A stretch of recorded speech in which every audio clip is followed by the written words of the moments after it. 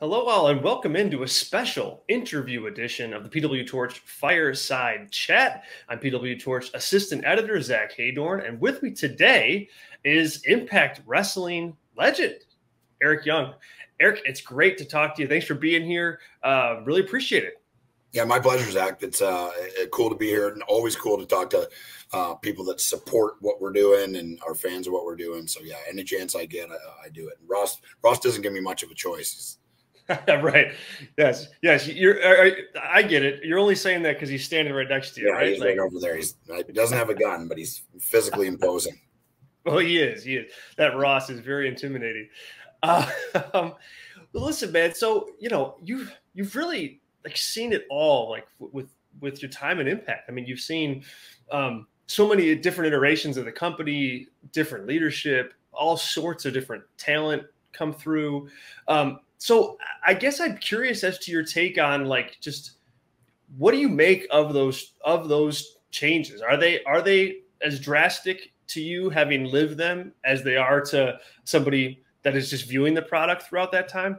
No, I would say they're probably more drastic for us because we're dealing with it directly. And you're seeing a watered down version of the madness of the writing changes and creative team changes, and you kind of get a foothold and you're doing something, and then all those people get fired and they got new people, and now you got to start a relationship with them and prove to them that you know what you're doing, and create a bond and a trust with them putting you in a position to succeed. And some people like it and some people don't, and it's just the nature of the beast. I don't regret any of it. It's like you're saying, I've kind of seen it all and done it all, and a very singular view. I think if you look in pro wrestling, I don't know if you could name another person offhand that has seen and done the amount of different things that I've done.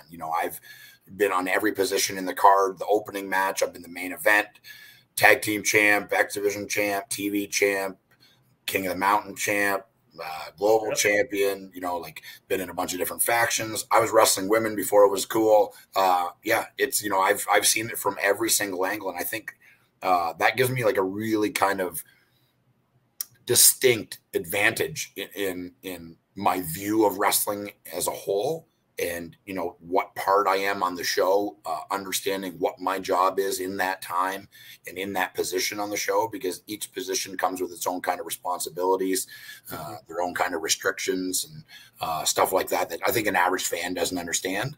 And they shouldn't understand, or, that's not their job. They're supposed to just watch it and enjoy it. And I wish more people would just watch it and enjoy it instead of try to analyze it.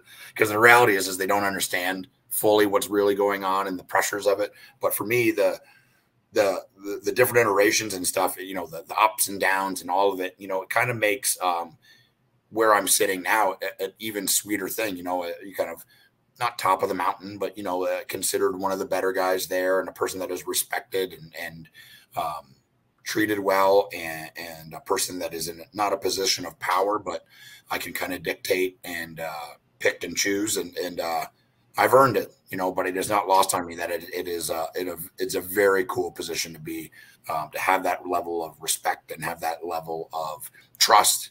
It is a drug. I mean, I want that responsibility. I want the pressure on me because I feel I'm better when I have that pressure. So what kind of, when you say pressure, is it like pressure to make sure the product is good, or to fill buildings, ratings? As far as filling buildings, I don't have any say in that. I can't dictate what people spend their money on, or how it's marketed, or if I'm asked to do these things. I mean, I gladly do anything that I'm asked to do to help that process.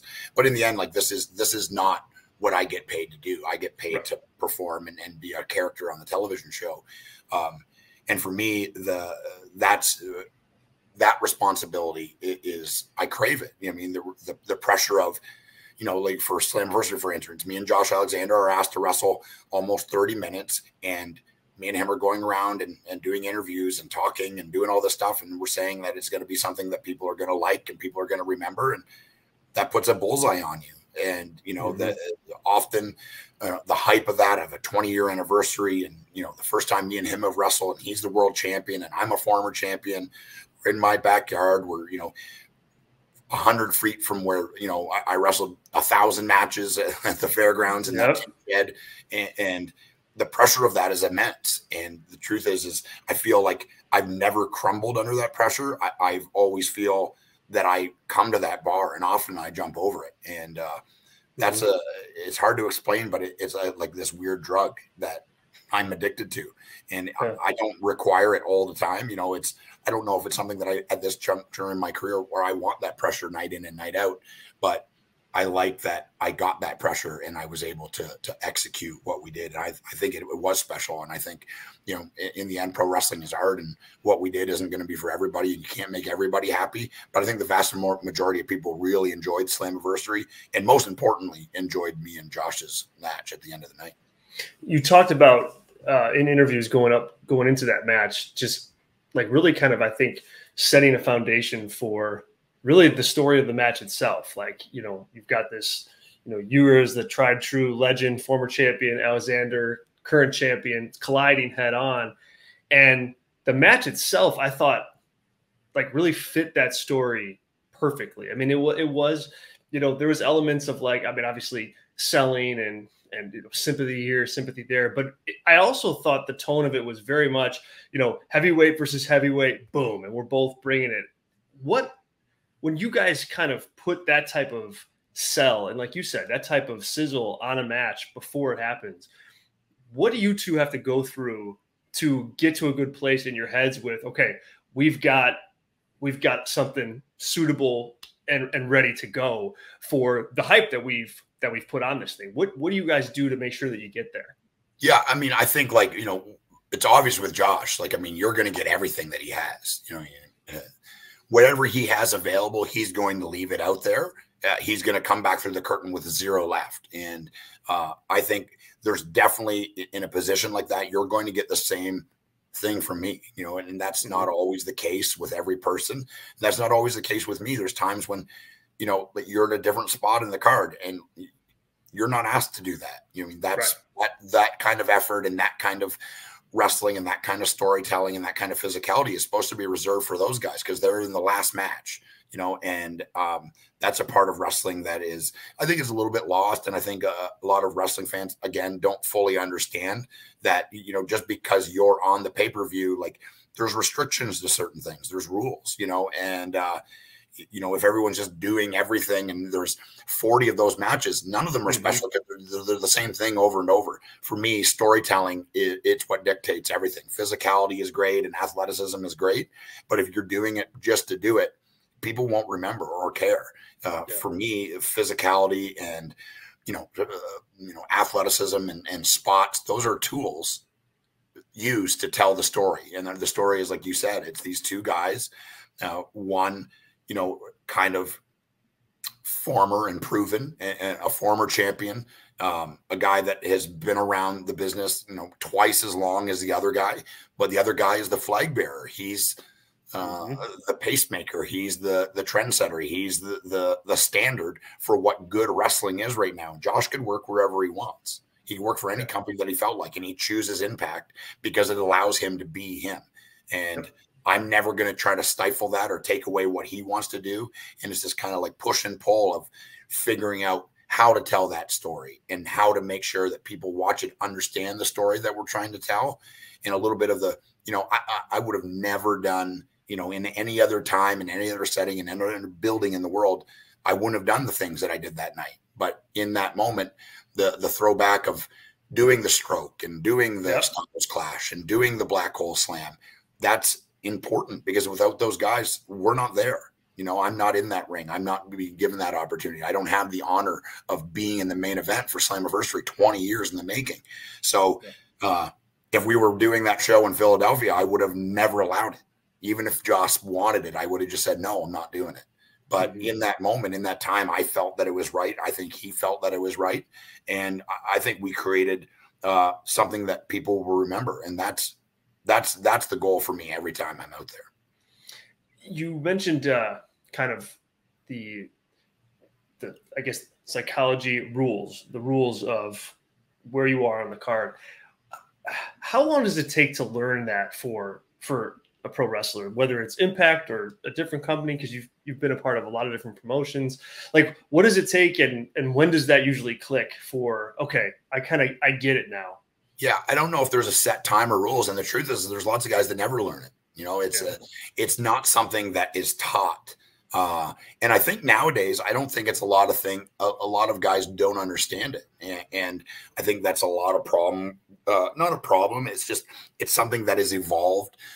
Wrestling has become this kind of a one-upsmanship back and forth of like who can do the next craziest thing and how many times can we jump over the top rope in one match and how many times can we super kick each other in one match, and all of that is fine because in the end it's art and it's subjective and it's the ultimate variety show and everyone's got to find their own way. But you know, like I said, if you do a card and there's 6 matches and all 6 matches are 25-minute matches where they're just smashing each other and doing the things that me and Josh are going to do, none of it stands out and none of it is interesting. It's just more of the same.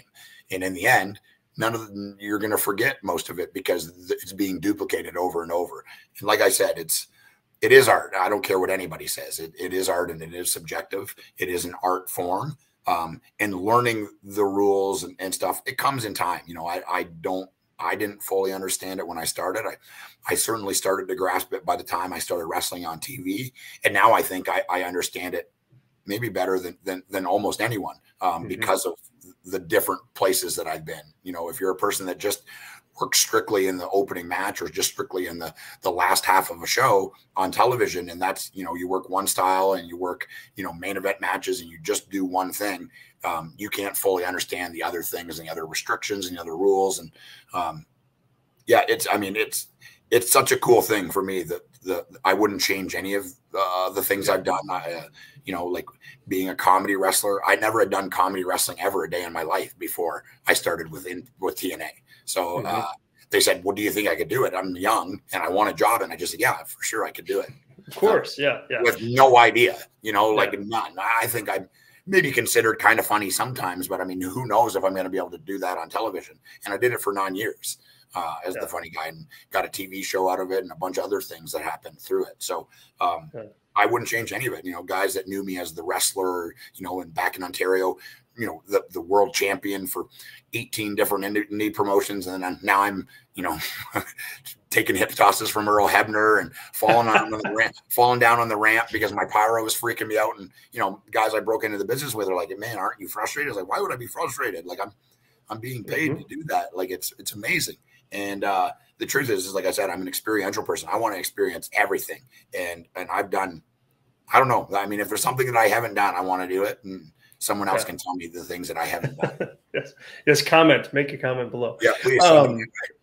Yeah.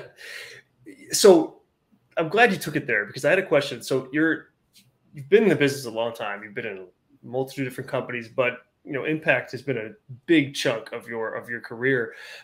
And with that company, you've also had a ton of different characters, different types of wrestlers, different types of tone and tenor.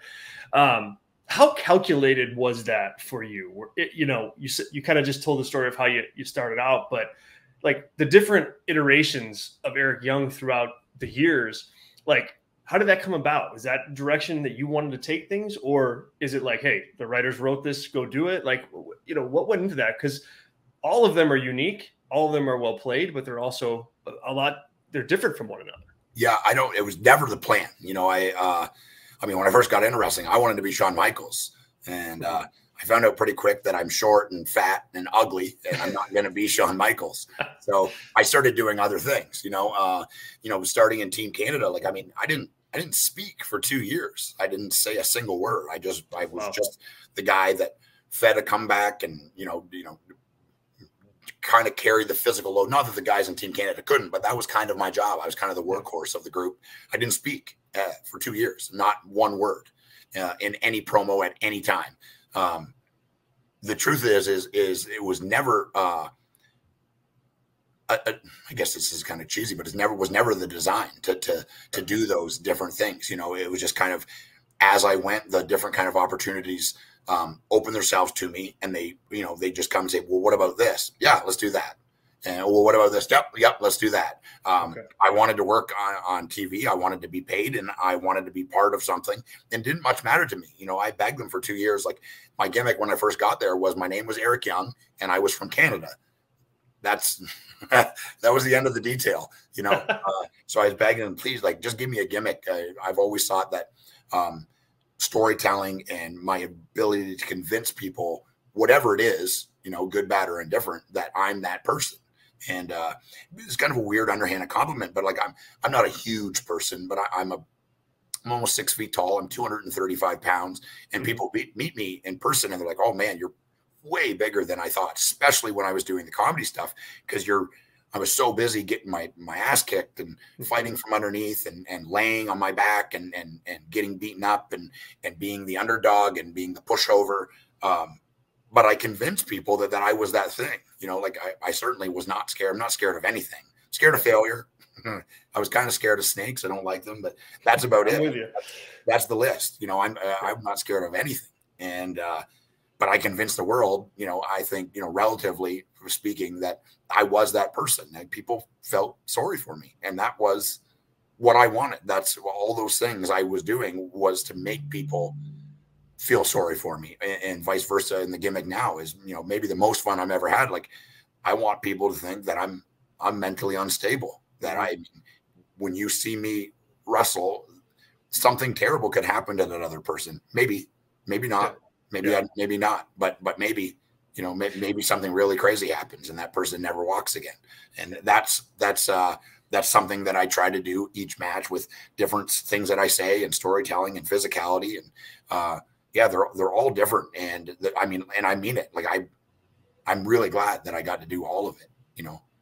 Where do you go as a performer to try to get to those places? Like, because you're right. I mean, you have gotten all that stuff over, and it's you know, it's worked regardless of what the role and what the character is.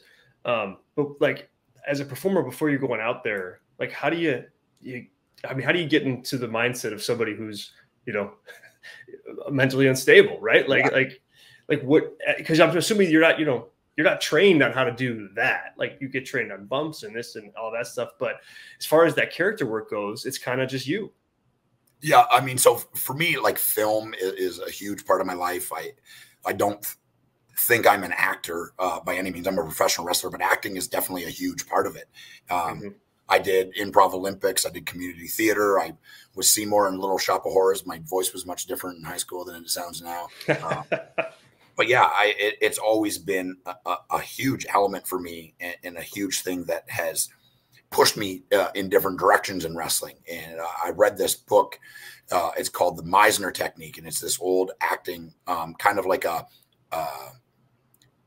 character creation handbook, and like different exercises you can do. And one of them, I do this in seminars. I did this at my wrestling school that I had for a while. And it's one of the exercises is like, take 5 things where you're trying to develop a character. Take 5 things that person, that character that you're trying to create, what the things that he would carry in his pocket or carry in her purse, and carry those things with you in the day, not, you know, as that person, but just as the character you're trying to create. And it gets you used to being this other person and thinking like this other person. And I switched that to wrestling, and it's the 5 moves, or the 5 things that you say. You know, what are the 5 things that you would say to convince the world that you're that thing? What are the 5 moves that you would do to make them people decide? Like, I've been using the power driver as my finish for almost, I don't know, 16 or 17 years. The day the WWE said it's dangerous and it's banned, I started using it as my finish. The biggest company in the world said it's the most dangerous move in wrestling, and wrestlers that work for our company aren't allowed to do it. Like, that's a no-brainer to me. Absolutely. That's the first, I'm doing that as my finish from here on out, because the biggest company in the world said it's too dangerous. It's not super dangerous if you know what you're doing. Very dangerous if you don't know what you're doing. But yeah, that's like that move. And like, as Eric Young and Violent by Design, like, I can do moonsaults, and I don't know, I haven't done one in a long time, but I used to be able to do a shooting star press, and I can dive over the top rope, and I can do all those things, but that doesn't make any sense. Yeah. There's a disconnect there. You know, those aren't the things that I'm doing. Eric Young is trying to hurt that person. He's not trying to win. He's not trying to be cool. He's not trying to make you clap or be interesting. He's trying to injure that person. He's afraid that if he doesn't injure him, he can't beat him. In the end, Eric Young's a coward, you know, and he believes in what he's saying, and he believes that he's right. And those in film and in television, all the best bad guys are people that believe they're doing it for the right reasons. And that's who Eric Young is. And everything I do, from how I walk to how I talk, the moves I do, how I stand, how I hold my arms, how I run, how I enter the ring, how I exit the ring, those are all elements. Those are all opportunities for me to tell that story of who Eric Young is. And it's something that I think about in nauseam every day, all day. That's what I'm consumed by, especially when I'm at work. So it's it's all by design. But did I think I could do it? I didn't think I could do it. I thought it was probably my number one skill, but I don't think when I started out in Impact that I would have done all the different things, to be honest. Sure. Fascinating. Well, you guys are going to be heading Impact to Chicago, August 12th, August 13th for the Second City Slam and the Emergence Impact Plus special. Everybody, go out and get your tickets for that. The Chicago, for you, is there any kind of historical significance of the city to you and your career? I love asking that question because you never know what kind of stories will be drummed up. Yeah, I mean, it's obviously it's one of my favorite cities to wrestle in. It's one of my favorite cities in the United States, period. But it's definitely one of my favorite cities. Just the energy, there's just something different about it. And getting the chance to perform here is something that I think most guys, anybody that has worked here or has seen a show that airs from here, understands that there is just kind of something different, and I don't know what it is, and I wish I did. But yeah, it's I haven't, I wrestled for AEW here a couple months ago with Matt Fitchett, had a really good match with him for the AEW world title. They're doing great things. They're really like one of the best indies in all of North America.